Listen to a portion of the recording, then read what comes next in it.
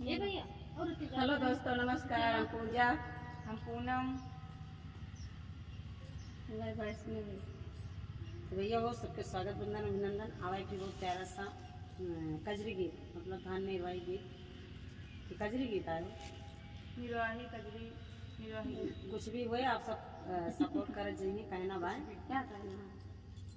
हरे अपूना तम गणेरिया पुरबी बानी जिया जी आई के गईले ना एक हरिला सुगनावा जी आई के गईला ना एक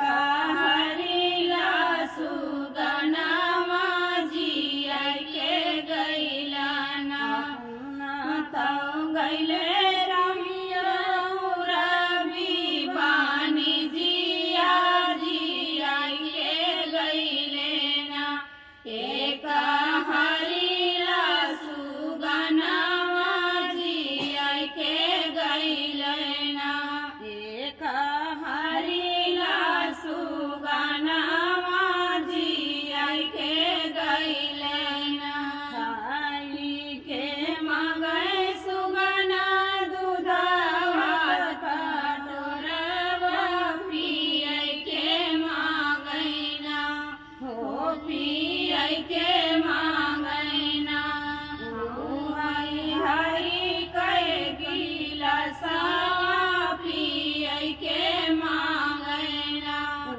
हरी हरी कह गिलासा पिए के मांगैना पूना तो गए राजा पुरबी बानी जिया जिया के गईले ना एक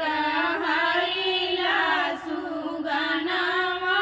जिया के गईले ना एक हरिला सुगनावा जिया के गईले ना ऊंचाई का मांगे सुगना ऊंचाई के मांगे सुगना खाए सुपरिया तू कई के मांगैना हो तू कई के मांगैना हो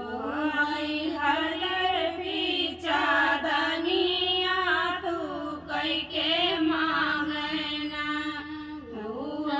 हरियर पिचरनिया तू कई के मांगैना पुना तो गईले राजा पुरबी बानी जिया जिया के गईले ना एक हरिला सुगनावा जिया के गईले ना एक हरिला सुगनावा जिया के गईले ना सुतई का मांगे सुगना गादा गालाई चा धरई के मांगैना उहई हरि कहता किया धरई के मांगैना उहई हरि कहता किया धरई के मांगैना पूना तो गईले राजा पुरबी बानी जिया जिया के गईले ना एक हरिला सुगनावा जिया के गईले ना एक हरिला सुगनावा